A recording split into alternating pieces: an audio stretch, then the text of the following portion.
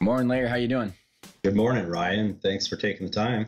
I'm Doing excited to have you. well. I'm excited to have you on the show because our really good friend, mutual friend of ours, had a lot of great things to say about you and how you've been helping him out in his life. And after getting a wind of your story, I think it was something that I just couldn't wait to hear a little bit more about. But for the listeners that aren't familiar with it, can you bring us back to like the day that you decided you wanted to become an entrepreneur, and how did you decide to jump in with both feet? Well, actually, I don't know that I made a conscious, intelligent decision to become an entrepreneur. I think it was more of an accident, actually. I was living in Southern California. I kind of dropped out of college and moved to Southern California, and I was selling cars. And my brother had a little hobby, industrial electronic repair business. I had one part-time employee working out of my dad's basement, and he somehow convinced me for $200 a week to move back from San Diego to Minnesota and try to grow this business through sales. So it was really a part-time, very, very part-time sales job. And so I said yes for some reason, and I think he's the better sales guy there. And so I moved back from San Diego, and I started selling industrial electronic repair, which I knew absolutely nothing about. But after talking with him a little bit and understanding the need and the market and the industry, I kind of figured out the channel. So this is the early 90s. And so I kind of figured out who was selling this equipment, who had the need. And then I just started calling, they were distributors. So I just started calling them and growing the business. And So at the time, you were calling the people that were selling the equipment and you were repairing it, or were you? How did that? yes. So they were dealers of the new equipment, but Okay. at the time, this equipment wasn't really super reliable, and so they're having failures out in the field. And this is equipment for like manufacturing for anything from extruders, plastic extruders, to HVAC equipment, all kinds of process equipment. And when this equipment would go down, it would stop a production line, or it would, make a building get warm or something like that. And so it was critical that this stuff got repaired quickly. So very high margin and very high demand. And so he had one part-time repair person working in my father's basement, like I mentioned. And so I just started calling the dealers of this equipment because their customers would call them complaining that their equipment was down. And at the time, most of the manufacturers did not have service techs or repair techs. Some of it was either European made equipment or Japanese made equipment. And so they were shipping the product here, but they didn't have support staff in the US for it. So anyway, we started calling on the dealers of this around the country and started getting in repair business and field service work. And over the course of 3 years, we grew it from, mostly myself, grew it from one part-time person to a staff of 10. Yeah, so we're growing fairly quickly, and actually opened up another office in Wisconsin to cover some of the business in Wisconsin.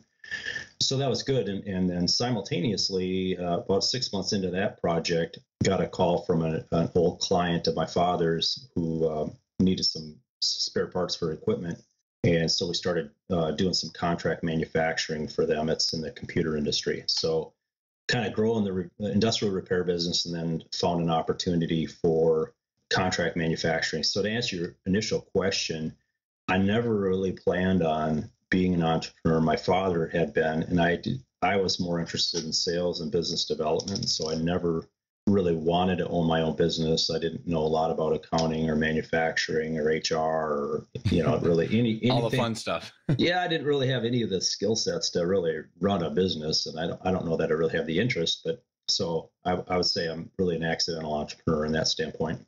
It's interesting because a lot of people, I've heard that statement more than once, and Yeah, it starts with out hustling, and you're out hustling and you find a need and then you fill it, and then all of a sudden there's this operation. You got 10 people right. working for you. So how did you guys, maybe kind of extrapolate those couple different service arms, because how long did that service repair continue, and did you continue to divest or focus more of your time on the contract manufacturing, and how were they similar? Yeah, so similar in that they're both electronics. They're both in the electronic industry, but one was really a service and repair company. That's the brand at the time was called Profix, was the name of the company. And so that was basically serving a customer who had a need that their equipment was down. So that's what that was all about. The contract manufacturing was building new equipment in the electronics industry, but that was building circuit boards and cable harness assemblies and things like that. And so really what happened, Ryan, is the repair business is growing and the contract manufacturing business is going. And I was kind of the main business development guy for both of those. And so just kind of realized that I didn't have the bandwidth to manage them both. And so I actually sold the repair business to my general manager. He was doing a lot of the day-to-day stuff in the business anyway. And so I sold the repair business to him so I could focus more on the contract manufacturing. So, a couple questions on that. I find it interesting that a lot of the distributors didn't have service, because that was our old world. I mean, it was, you were a distributor, but then the service is where a lot of the money was. So how, kind of curious. And one is, how did you end up selling it to him? Did you value the business at something, or is it more just you take over the work? Or how did you guys end up structuring that? Yeah. So lesson number one, right? So I didn't know anything about, first of all, I didn't know anything about building a business or growing a business or doing that. It just happened. And then so selling the business, the only thing I knew with talking to friends of mine that had businesses or, advice of my peers was, typically a service business gets about 1 times revenue.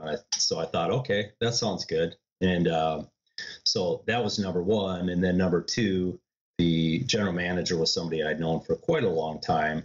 And I was doing quite well financially. And so I ended up financing majority of the sale to him on a note. And so I took on the financing of that. So what was the big lesson out of both of those two? So there's some pain points. The first lesson is really get some outside advice, bring in somebody that has experience valuing a business, somebody that's certainly not attached to the business, but understands the space and can bring forth a true and proper valuation of a business, because certainly left money on the table. The business was growing. The margins were very good. And the second thing, which is extremely unfortunate, so I sold it to my general manager, and unfortunately, less than 2 years later, he died unexpectedly. So the problem was I did not have, again, going back to the inexperience, I didn't have good structure in place of a buy-sell agreement and things like that. And what I found out, unfortunately, after reviewing it, is that he had really made a mess of the business in the last 2 years. And so it was the business carried on for a couple more years, but it really, really was damaged to a point really beyond repair. So the big, huge financial lesson in that is, get people involved, regardless of how much you trust somebody and what kind of relationship, and regardless of how the business is cash flowing, spend the time, spend the money, spend the effort, bring in professional consultants and people to do that kind of stuff. So did you end up not getting paid the full amount? Yeah. Oh, yeah. So I lost a substantial amount of money. So that's my lesson number one there, or within that process. So not getting a proper valuation, not doing a real good business plan. You're young too, and I mean, I can. It's probably a very common mistake, and I'm curious, Larry, on the intricacies of that business. Did some of the dealers start getting into the service at some point, and then how did Because I think about the unique situation that you guys had. So, like, other than just the 1 times revenue, how you could have potentially valued that because of the unique niche you had, unless there was maybe more risk because the dealers could have quickly gotten into it and forced you out. So the electronics industry was moving fairly quickly. The dealers themselves were not getting into the repair business. The 2 things were happening. The manufacturers were getting much better. Their quality was improving.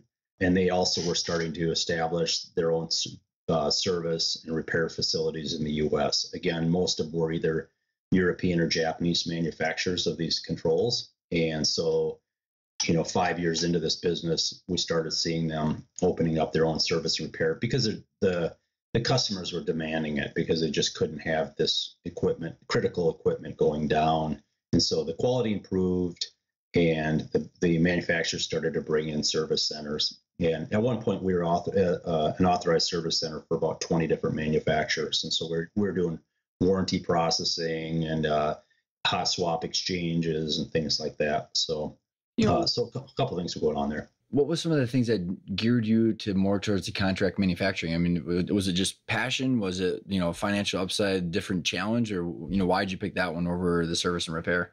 So the contract manufacturing business was in the disk drive space. And so again, a little older than, quite a bit older than you. What was going on in the early 90s was the internet was coming on and storage was just exploding. And so most of my career, I've been an opportunity seeker more than a planner of businesses. And I learned something from my electronics service repairs business, but also starting to see what was going on. And our growth in the contract manufacturing business was phenomenal. The equipment, the cost of the equipment we're building was, in the hundreds of thousands of dollars per machine. So the revenue was much higher.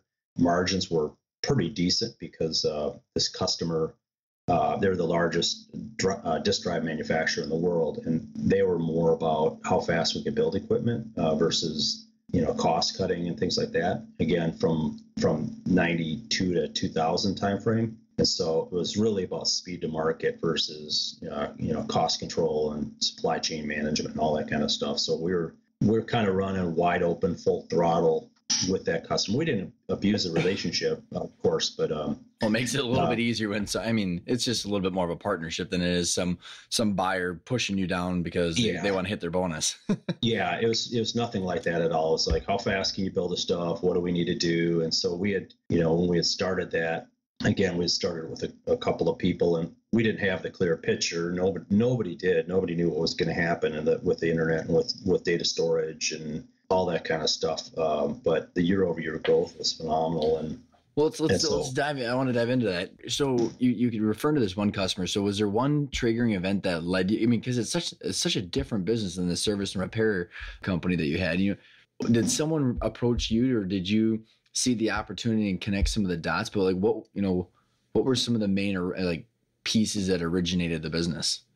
Yeah, so good question. So when I was running the repair business, there's just one of these things where I got a call one day from an employee of this disk drive company, and he had actually worked with my father at the old company. This large disk drive company acquired a Minnesota-based manufacturing facility, and so they were going to get some spare parts for some of the machines my father, the entrepreneur, had built maybe 5 to 8 years ago. And so I just happened to take a phone call, and he was asking if we could supply some spare parts or at least give him some drawings of some circuit boards and things like that so they could, service some of the machines they had.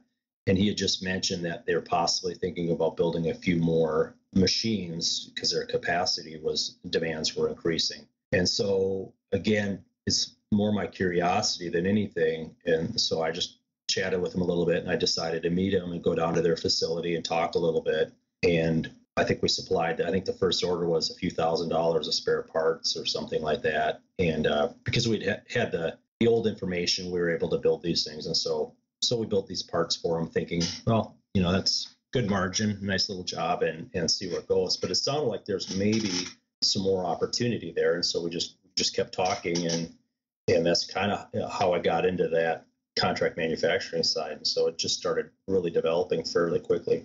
So you're actually building the parts versus servicing them? So was there specs that they were giving you that they said, hey, here's what we need, and then you just go off and build it because of the historical knowledge? So as I mentioned, years earlier, my father had built some machines for the predecessor of this company in Minnesota. Got it. So he had built about 40 machines for them.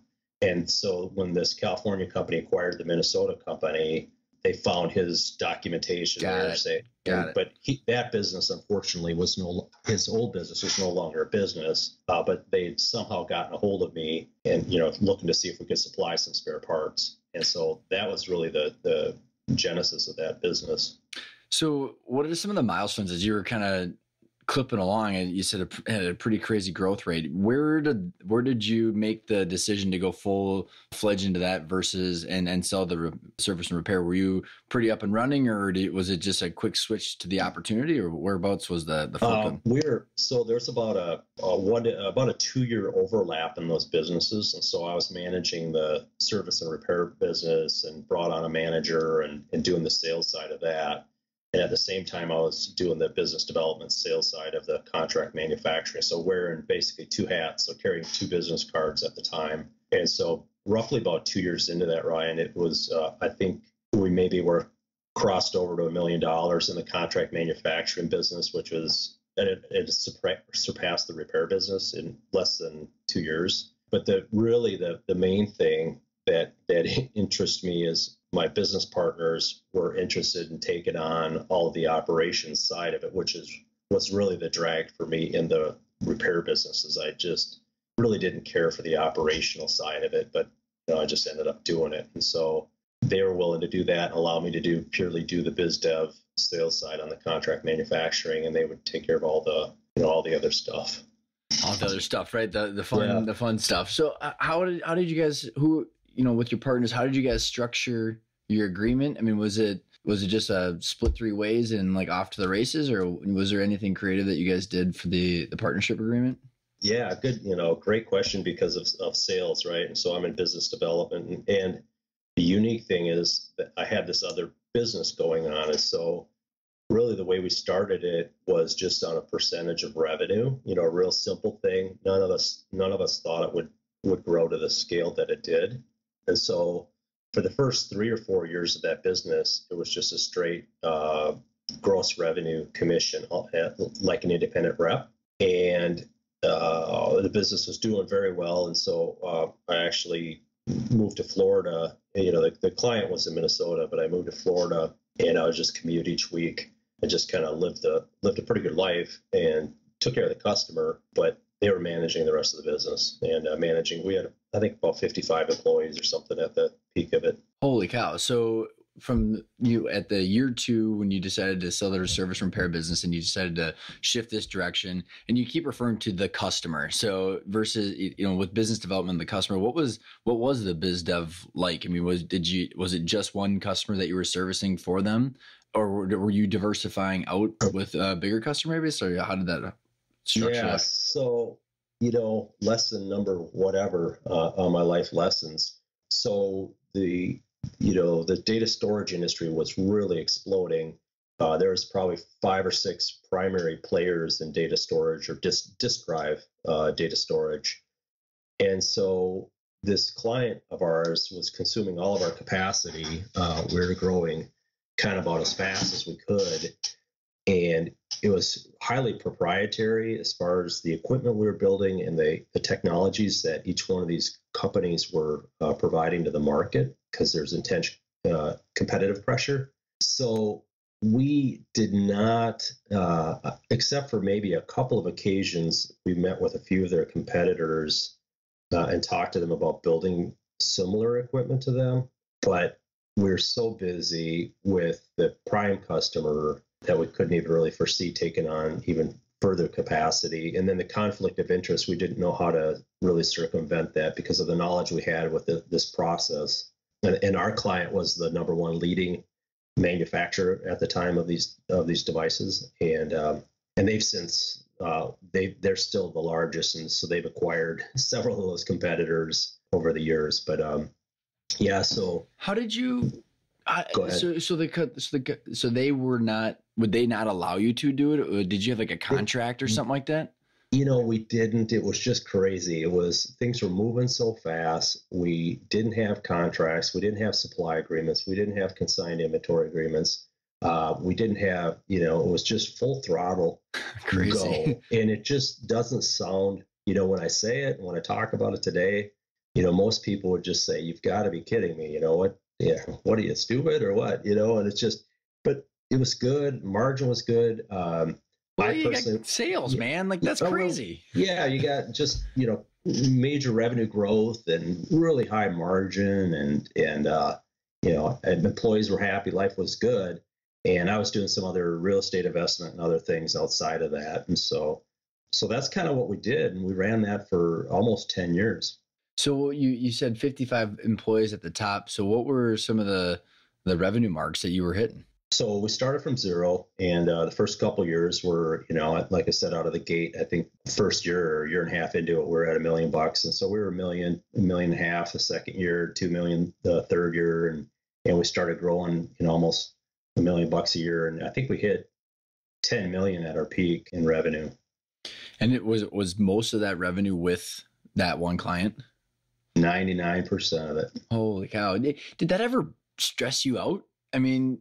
Yeah, I didn't lose a lot of sleep about it because, like I said, I was doing some other things with real estate. My business partners also had some other side business stuff they were working on, and so we were kind of in it's really weird. We were kind of in a harvest mode for about 10 years. So, we did acquire a large building. We did have quite a bit of equipment and inventory for this specific customer. Again, all stuff that we purchased on our own dime, inventory that we needed to have to really buffer the demand schedules. So, after 10 years, you thought maybe it would slow down a little bit, but you didn't think it would really slow down. So what was the communication with like this client? Because if it was full throttle, because I'm just thinking, Larry, from my background where, we'd have big clients and everybody is really familiar, like the Walmarts and the Targets of the world, where they just kind of swing their power around and just the terms and conditions. And you're just, you're lucky to be with them in that kind of relationship. I mean, did you have one contact? Was there multiple people? And what was the actual relationship like? Yeah, so I was a prime point person with this customer. A typical week for me would look like flying in from Florida on a Sunday night or a Monday. I would be with a client 2 or 3 days a week. So I would meet with purchasing, I would meet with manufacturing, I would meet with engineering. So I had roughly about 15 or 20 different individuals at the organization. We would talk about our forecasts, we'd talk about deliveries. We had maybe a couple months visibility on their schedules. It was that crazy how it was moving.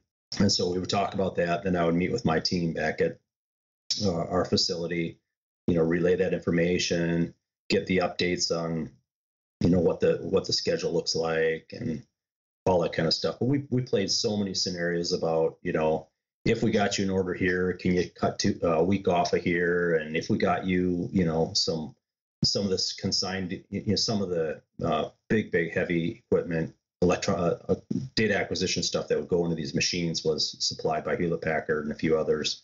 So they would supply that to us. So there's a lot of that scheduling conversations and stuff going on, but it was driven by how fast could we physically build this equipment for them at the last moment's notice, kind of a thing, right? So that's kind of how it went for almost 10 years.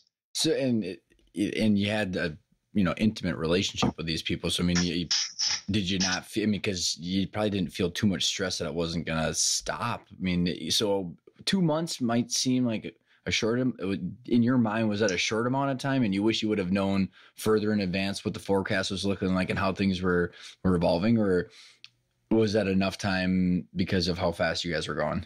It's never enough time, and it's never a clear enough forecast, and there's just a lot of things. But kind of what happened is over the course of those 10 years is every year we were building year over year over year.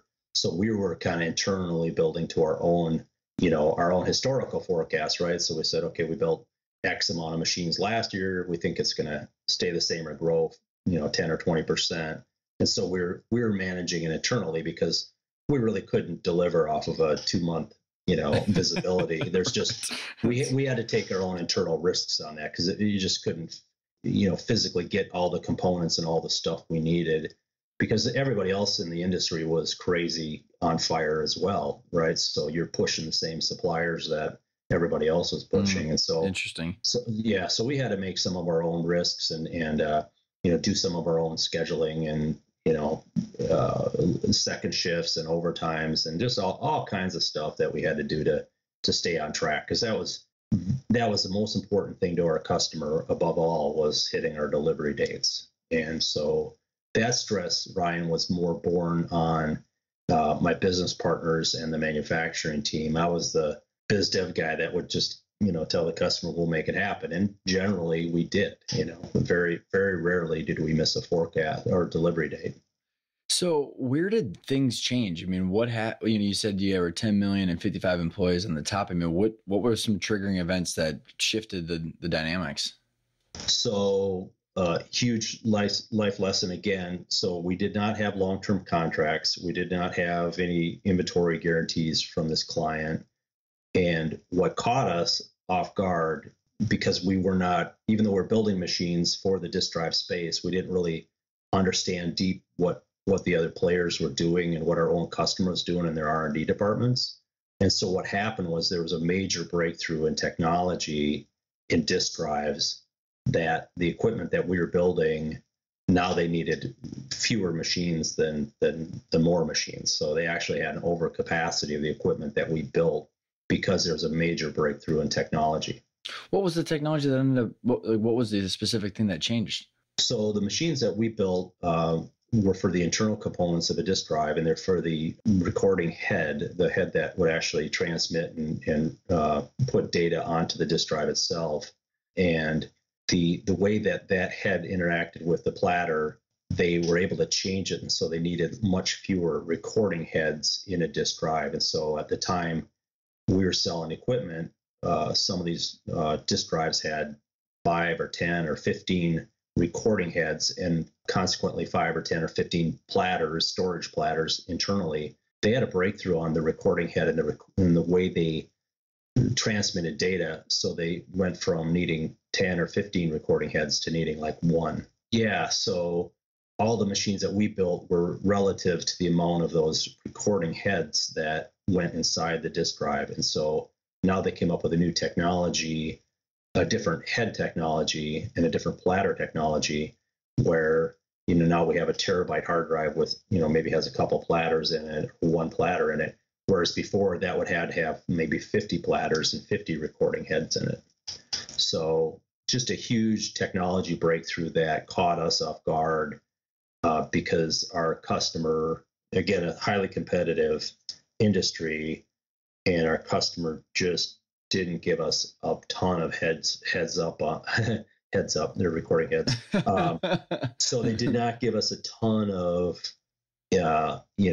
insight or anything onto that, because they still needed the supply of the equipment up until the point where they didn't need it. Right. So how did that, what was the conversation? And you flying up from Florida and then all of a sudden you're sitting down for coffee. How did that whole thing unfold? So they had asked us to do a couple of prototype machines for them that were different than what we were currently doing. And they were really tight-lipped about it, but it was kind of modifying the machines that we had built with some different electronics and things like that. So we had done a few machines like that. And for our understanding, it was about for them to increase get more capacity out of the machines that they had. We didn't know that they were converting them to build these new types of recording heads that would actually dramatically decrease the demand. So we were getting, some of the folks that we work with were giving us some feedback, but most of the people we're working with were in manufacturing, and they were in purchasing. And so either they didn't have knowledge, or they were running that good of an operation where they just didn't, they didn't really think of us in that true sense of a partner, even though we had supplied, I think to that point, Ryan, I think like 700 machines to them or something like that. So they're, this part of their manufacturing, we were the guys for them for this machine, which was pivotal to what they were doing. And so I don't know, it just kind of completely caught us off guard, like I said. So, they've got 700 machines, and how many were you kicking out a year then? So what time of the year was this? And did you guys were you literally left sitting with inventory, or how did it all actually take place? Yeah. So it was, one of the most abrupt things that I had witnessed in my young career, of a change like that. So that I can understand ups and downs, because over 10 years we'd had some years that are a little slower, some years were busier than others. But generally the trend was uptaking. So in this particular case, it really dried up. So we started to get our first purchase order started to get pushed out, whereas before it was always about how fast you can do this. And so some of the later purchase orders were starting to get pushed out, and we weren't getting real good clarity on them. And they're talking about their demand schedules were changing or whatever. And so so we had quite a bit of inventory on hand, and it's all unique inventory for this particular client. And we just ended up holding the bag. Yeah, that's just really the nuts and bolts of it. There's no way to sugarcoat it. Yeah, it's like the musical chairs, and you were left without the chair. That's it. You got it. That's exactly it. And so, but what did you guys do? Like, what are you going talking to your partners and stuff like that? I mean, I'm assuming as that's starting to happen, the demand schedules are changing, and the POs are trickling in instead of flowing. I mean, you getting stomach aches, or you making calls, or like what's the internal dialogue that you guys were having on how to handle that? Yeah. So some of it, the client themselves, they didn't know how well the technology was going to work. Their assumption was that the industry was going to continue to grow at the same rate. So as far as that particular client, we worked with them, tried to get information from them. Most of it, they were just unclear of where the technology was going to go. And so we kind of started to have to make some decisions on our own. Like I said, they were our top client. And so one of my business partners retired. The other one decided to go into the medical device industry and move out of the data storage industry. And so I moved back from Florida, kind of ended up here I am again, being the entrepreneur that I didn't want to be. So took over the business, did a lot of downsizing, sold the facility we had, and then pivoted the business into kind of a different space, but still in automation and manufacturing.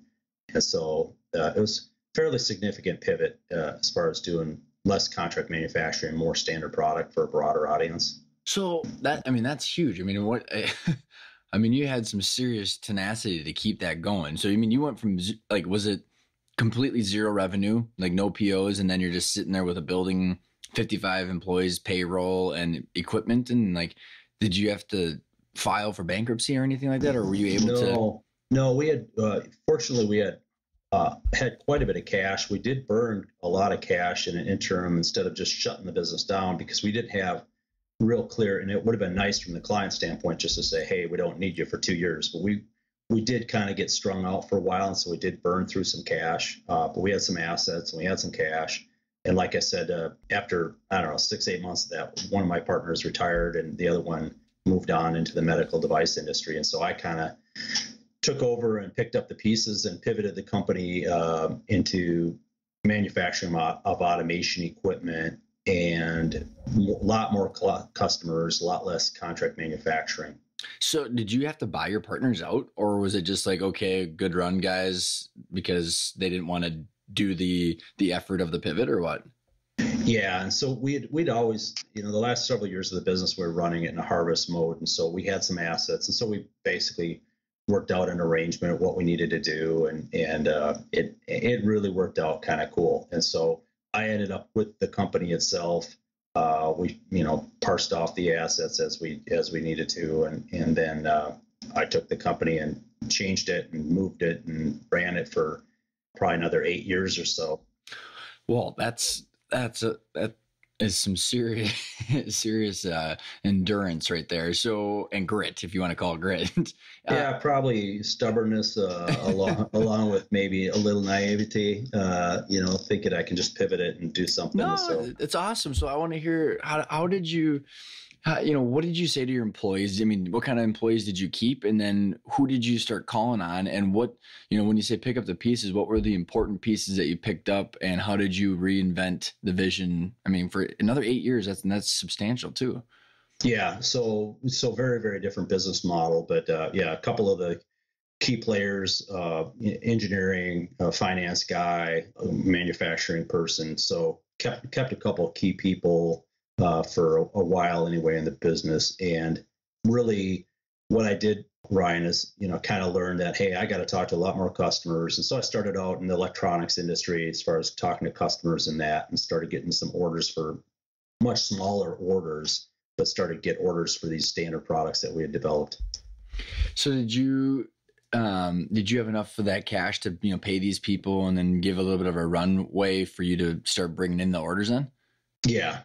I had some cash, and I had some other resources to pull from, and so was able to go, get it going and push it forward. And like I said, we had a facility that we sold and things like that. So, but it was a bumpy period. It's a lot of hard work, and we started selling products, and it's a good business. It didn't reach the scale of the first. They were under the same name, but they didn't reach the scale of the first business by any means, revenue wise. What were some of the milestones for, how many was it, how diverse was your customer set and revenue and employees and such, but by the time you hit your top peak? Yeah. So in the next iteration of the business, we had, instead of one customer, I think we maybe had in 1 year, maybe 70 different customers. But they were buying a standard product, and it was much, much lower price point. And it was, they needed it for automation projects. So they're building machines, different types of machines, but they're buying the framework of the machine from us. And so kind of like if you build a house, you'd bring in a framer and they'd frame the house. So we were building machine frames or machine bases. So just a much, much lower price point, but still a nice little product. And so, like I said, I worked at that, but it was a niche business. We're national. We were selling to a bunch of different machine builders, and we were maybe building each year 100 to 150 of these machine enclosures or machine bases. And so worked really, really hard at that for 8 years, and just didn't see the growth in that industry for myself, not being really connected through that industry, but made a lot of connections, had a lot of good customers, did a lot of projects, built, I don't know, like 3,000 of these things over that period of time. And ultimately, made the decision that I need to, get back into sales somewhere and do something different. So a couple questions, Larry, is how did you have supplier connections? I mean, to switch to that kind of product, and, how did you look at that 8-year, journey? What kind of vision did you have for the business? Was it, I just want to keep this going, or was it, I'm going to use these relationships that I've built with these suppliers to sell more stuff? I mean, how did you come up with that pivot and that vision? Well, I learned the lesson about the one customer thing. I learned the lesson about about going to competitors and not worrying about it. I learned quite a bit about, manufacturing and other pieces of the business. And so what I did was I kind of had a goal number in mind on revenue, that I was going to build this business to a revenue goal. Unfortunately, I never got to that goal, but got close, but I didn't get there. And so after 8 years of pushing towards that goal and just not seeing me getting there, I kind of I don't want to say throw in the towel, because the company, I think last year, surpassed that goal. The company that acquired it surpassed it. So it was attainable. I just needed different resources to get there. So were you burnt out? What was the triggering event? Where were you? And how did it come about? Really, where I was is I was kind of an outsider looking in the industry. I didn't have the connections into some of the stuff that went in these machines, and so I really wasn't part of the club. Even though I was selling equipment, I wasn't really totally in the industry, because I hadn't grown up in that industry or been in that industry. And so I kind of reached a point one day, I didn't have a partner in the business. And so I think, looking back on my earlier business success, having partners in the business was really, really critical, particularly for somebody that's more of a sales biz dev person like myself. We don't always think of the things that you need to do to grow businesses, and we don't always make the right financial decisions, because we're usually opportunistic. We're opportunistic, but we're also overly optimistic on a lot of things. And so we go out and make commitments and do trade shows and do marketing things, and, hire salespeople and do a lot of things that, we think the business is going to come, and we don't really think it through well enough. So, burnt out. Yeah. There's certainly an element of that, Ryan. It was, year over year of not hitting the mark. And so I don't know that there was a particular pivot or any particular event. I just said, hey, I've been doing this long enough. I'm not making the mark. I'm going to put the thing up for sale and see what happens. So, based on the couple different experiences you had from these other companies, how did you approach that process? I mean, you said you'd had the big life lesson on the valuation, all these different things, and you realized what the one customer had done to you. So, how did you go about this entire process of finding the buyers and the people helping you? Yeah, so this time I actually used, we're a small revenue company, and so it wasn't a big sexy play for some, big M&A firm. So I reached out to 3 different business brokers, talked to them, had that come in. They did their, now I know, looking back, they did their quickie little business evaluation. Each one of them has a different formula of how they arrive at, valuation. And so really, I chose the broker that I had the best feeling and the best relationship with initially, and that's who I went with. They're a little more optimistic on their the cell number, and I just more clicked with their process and the personality the individual I was working with. Did you have like an idea, did you have an idea of who would potentially buy your business? I mean, I did. Yeah, I kind of had a feeling that there's certain types of buyers that would be interested in this, and they would buy this company because they could. It's kind of complicated to explain, but they have supplemental products that can go on this. It'd be kind of like buying a car without an engine and a transmission, and they would be the people that would make the engine and the transmission, and so this would help them sell more engines and transmissions. So in my case, it's robots and vision systems and components for the automation industry. And so I had the company I had was building the frame for putting a lot of expensive automation on there. And so that's who I thought would be a good player, or an individual that wanted a nice little manufacturing business that he could manage and grow 5-10% year over year. And so those are kind of the 2 types of buyers I thought would be interested in the business. Would it have mattered to you either one?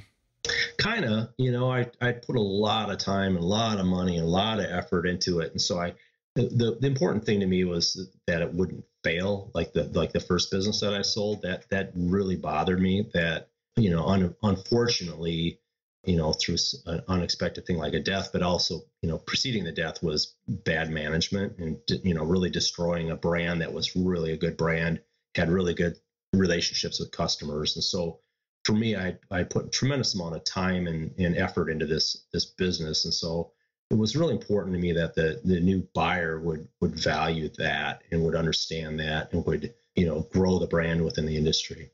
So that was, I think you kind of answered, because you said grow the brand within the industry. Was there certain things that, you held in priority of making sure that, was it the customers? Was it the actual product? Was it the employees? I mean, what did not failing mean to you? Not failing to me was keep the business alive and keep it growing. For me, that, when the unfortunate closing of my first business, to me, that was really a blow, is to say, that business should still be around today. That should be a premier brand in that space, regardless of whether I'm getting a financial remuneration for it or not. To me, it was important because you're building something. You've put a lot of time and sweat and energy into it. And so for the employees, yes, that's important. And they certainly can find other places of employment, but it's your creation, right? And so you take a lot of pride and joy in that when you're doing that. And so that was really pivotal to me, as to find the right buyer for it that would do something with it. How many buyers did you vet through, and how did you how were they coming to the table, and did you have multiple people at the table? Yeah. So yes to all of that. We had as far as buyers, I think I had at least 25 Holy cow. different individuals and companies. It was kind of a split because it was a smaller, it was a manageable, and I was willing again to, this time I would finance just part of the business. But I was, willing to do that. I was willing to stay on in some capacity. And so I think I had, probably about 25 different parties that, went through the NDA process and got in, to second or third round on the thing. And were they all the different types of buyers? I mean, was there certain correlations that you saw that financial buyers were willing to pay more or less versus strategic buyers? And like, how did those couple of things impact your vision of it not failing? Yeah. So one big block of it was just individual people that are either looking to get out of their W-2 job and own a business, and they wanted to be in manufacturing. And it was, the finances made sense. They could tackle it. So that was one group of them. Most of them did not have any clue of the space or what it was. And then the second group was really manufacturing companies that wanted to get into the nationwide client base that I had. Even though we didn't have a ton of revenue, we had pretty good A-list customers, and it was a manufacturing business. So it would add on to their machining and welding and their other manufacturing businesses. So it would get them into a different market and different customer base for a fairly low dollar amount. Did that affect the price though? I mean, because the multiple of EBITDA and cash flow for a financial buyer who's going to go take out an SBA loan or something like that is different from someone that could get slingshotted into 70 national accounts, where a multiple of EBITDA might not be the right way to evaluate. I mean, was there differences in that approach with you and the broker and everybody? The broker was, even though they're good guys and all that, they probably still weren't the right choice because they broker all types of businesses. And ironically, at the last 5 or 10 potential buyers, I was managing probably about 95% of the process at that point.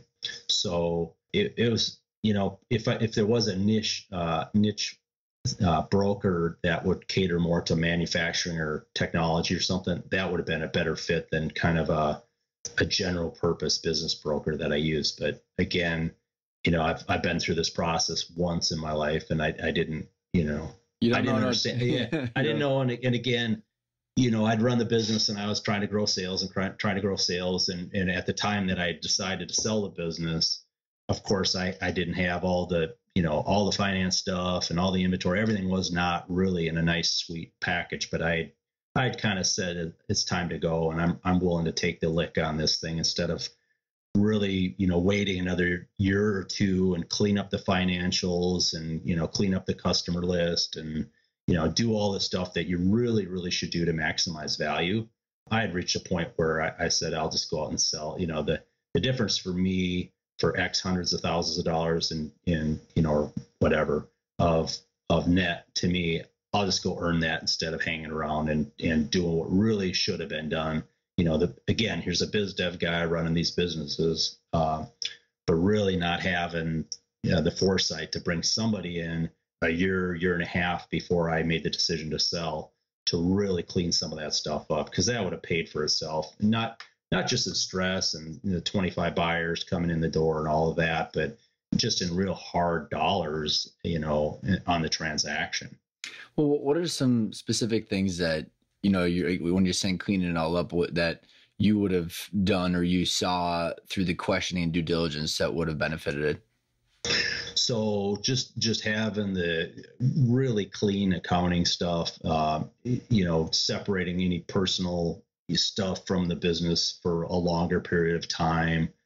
Some of the equipment purchases and some of the inventory that I had on hand, making sure that I've got the right valuation of the inventory, maybe, trying to get 1 or 2 contracts or commitments from one of my customers that I really didn't push for would have made a huge, huge difference from that standpoint. So really just tightening up the things that any business owner should be doing anyway is, understanding his customers better.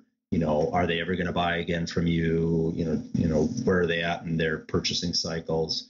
And then also on the, just really, really good, clean financials, making sure every expenditure that was in there. And some of the things I was doing on sales and marketing, even if it's $20, $50, $75,000 of spend that you're doing, if you're going to sell the company, really evaluate that, a year or 2 in advance. Is that, that might be something that'll pay back in 2 or 3 years from now, but spending that $50,000 on a couple of trade shows or whatever might not, that's going to look a whole lot better on your bottom line now or in a year from now than it would 3 years from now when you don't own the company. Mm-hmm. Well, I mean, I think it's a constant balancing act that a lot of owners deal with. Where do you deal with the cash flow and do all that stuff now and wait for the multiple return when you sell it, or do you just deal with it now or not deal with it now? And it's like that foot in the cash flow bucket and a foot in the future, return on investment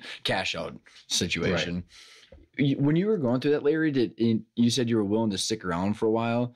In what fashion, and was that related to some of the stuff that you hadn't cleaned up? And how was the deal structured from like cash earnout, promissory notes? I mean, you going through it a couple times already. How did you go into that? What did you want, and how did it actually end up coming out? Yeah, so the ultimate purchaser was super strong financially. It was just a drop in the bucket for them. It's not a big deal at all. And so it was one of their first acquisitions that they had done, and they were going to start growing through acquisition. So I don't want to say it was a test for them, but it was kind of like that. But there's, I think 75-80% of the purchase price was in cash, and then the rest of it was in a year 1 year earnout based on results of what the company did in that next year. And I was kept around mainly again on the biz dev because I had the relationships with the clients around the country. This particular the acquirer did not do business in a lot of the states that I did business in, and so I was there on board to do that. So I was compensated for that very fairly. That's interesting. How did you pick the buyer? And it was their first acquisition, and did you find any weird nuances or lack of because it was their first time? I mean, well, no, they're a 50-year-old company. I had worked with them. They're a local company. I'd worked with them. They had they have a great reputation in the industry. They sold the stuff that would go in the equipment that I manufactured. So just a highly respected organization, very, very solid financially, very good reputation in the industry. And so it just, the guys that came in just felt right. And, they just seem like this is the kind of guys that are going to take this business and they're going to move it along. They're going to move this thing forward. They want to grow it because it helps them sell more product and they can take it in. It's not a huge financial risk for them to make this acquisition, but still they move through. The due diligence and the attorney side of this was fairly ridiculous for the size of the transaction, and the lawyer's fees were probably a whole lot more than they should have been. But it was done right, clean and tight, and the money was there and everything was good. How did you guys value the business? Was it a multiple of earnings or revenue? Yeah, so I trusted my broker on that. And it was their, they have these formulas of revenue and EBITDA and inventory and all that. They come up with a number, and I said, unfortunately, some of the worst salespeople are salespeople, right? So I said, fine, instead of saying, we should really go for, 30 or 40% more or whatever. But so I trusted the broker on that. Probably, certainly left some money on the table, but again, here we go, right? So I was ready to move along. Well, and you said the buyer felt right, which I think, it's an intangible thing for a very, specific technical situation. But I mean, I think there's a lot to be said about the trust and, lining that up with what you wanted. And how did you go about telling your employees? So they had known ahead of time. We're a small group of people. They knew I was looking to sell the business. I think they were fairly relieved, nervous because unknown, who's the new boss going to be. But at the same time, they knew that I wasn't probably suited to be the boss for forever, right? And so to be their lead. And so I only had a handful of employees, and so it was good. We were a tight group of people, and that was another part of the discussion. And the eventual purchaser, that was very important to them, as it should be for any purchaser, right? So the team was real important, and they've I think everyone, maybe one or two of the employees that I had are no longer with them, but I think the majority of them are still with that company, and this is, I think, 5 years now. So now that you're looking back and you're seeing this, I mean, is there anything you would have changed about how you went about it? Was there, do you feel like it went the way you wanted it to, or is there anything that you would have changed? The only thing I would have changed, like I said, was I should have put more time into preparing the business for sale instead of getting to the point of I want to sell. So that was really a critical piece. Probably staying in the business a little bit longer than I should have, several years longer than I should have, but that's more of a personal thing than anything, but just not seeing the year over year growth. And so I should have waved the white flag a few years earlier and then started making plans to sell. And so the biggest change I would make, on the next business would be really prepping it for sale and taking that time to make sure that it's really shiny and fresh and looking good for a buyer. And then understanding the valuation and aligning myself with a broker that really knows how to sell value, really understands the business or as well as you can, and has a track record of selling things, over and above real baseline, formulas for valuation. Mm-hmm. Is there, speaking of life after, now that you said with the next business, what has life been like for you for the last 5 years? I mean, what do you got going on? I know you got some really cool, interesting things that you're trying to tackle. And why don't you kind of give our listeners a little bit of a glimpse into that? Yeah. So after selling 2 businesses, not particularly well, now I thought I was an entrepreneur. And so I thought I could just start up a business here or there. And I had a little cash in my pocket. And so I started a business in the transportation industry, building some equipment, specialized equipment, and did that for a couple of years and realized that that's even a much bigger industry than I've ever been in. And then started another business, sort of back to my equipment days and my repair days. Started a business that buys and sells used equipment, surplus automation equipment, manufacturing equipment, which I still have that business today. So we're mainly just buying and selling surplus equipment and inventory. So that's the main thing I've been doing for about the last 3 years. And then most recently, simultaneously launching a business in the freelancer, independent, flexible work marketplace. So there's a lot of these platforms, most people are familiar with Uber and TaskRabbit and Upwork and Handy. And there's a whole bunch of these platforms that match up freelance workers with customers. And so we've launched a platform that really, there's a couple things different. One is for all types of services. So it could be anything from things around your home to your business to consulting to websites. So instead of going to a bunch of different platforms for, maybe Uber to get a ride somewhere and Angie's List to have somebody come and work on your house, or, one of these other ones to assemble furniture, our thought is to have a universal services marketplace. And then we have a very different revenue model.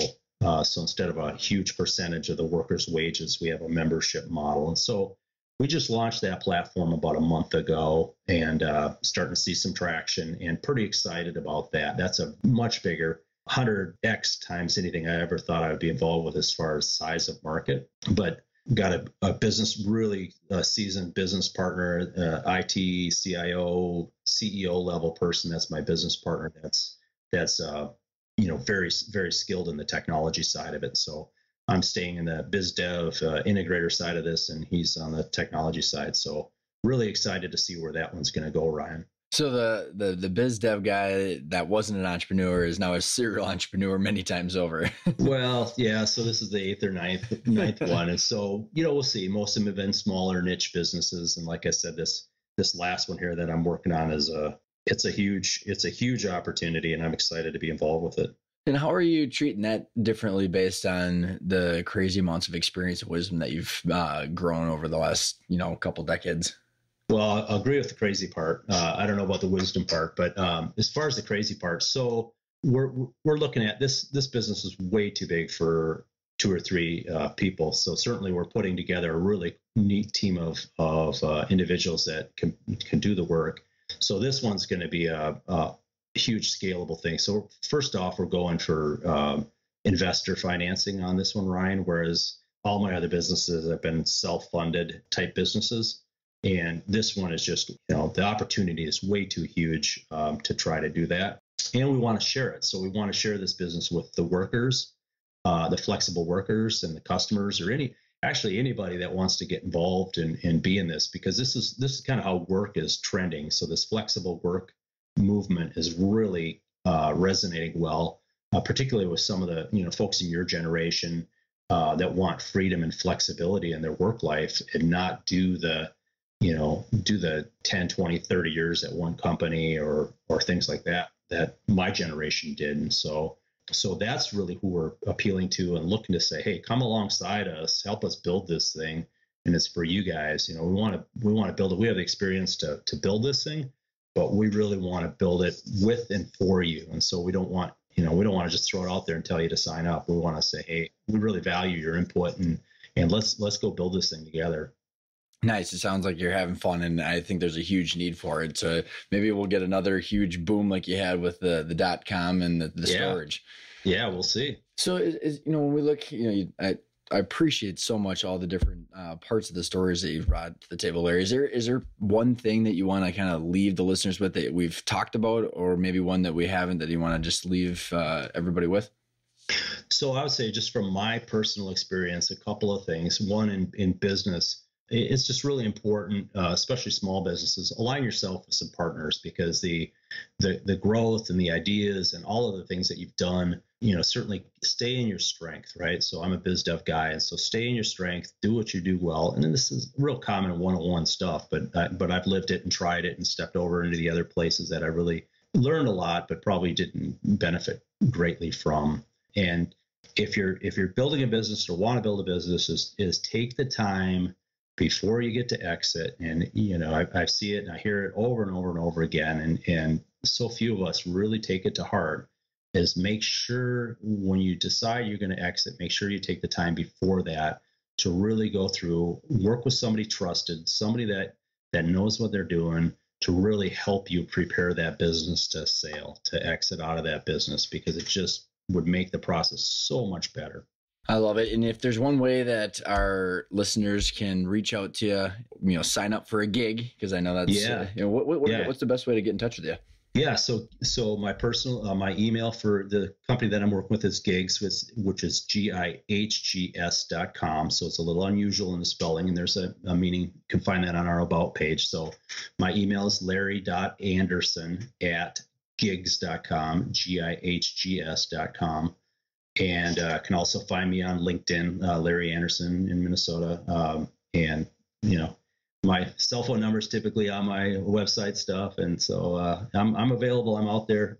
Be glad to connect with anybody, chat with anybody. Certainly like to swap stories about business. Love it, Larry. Thank you so much for coming on the show. Okay, Ryan. Thank you. Appreciate it.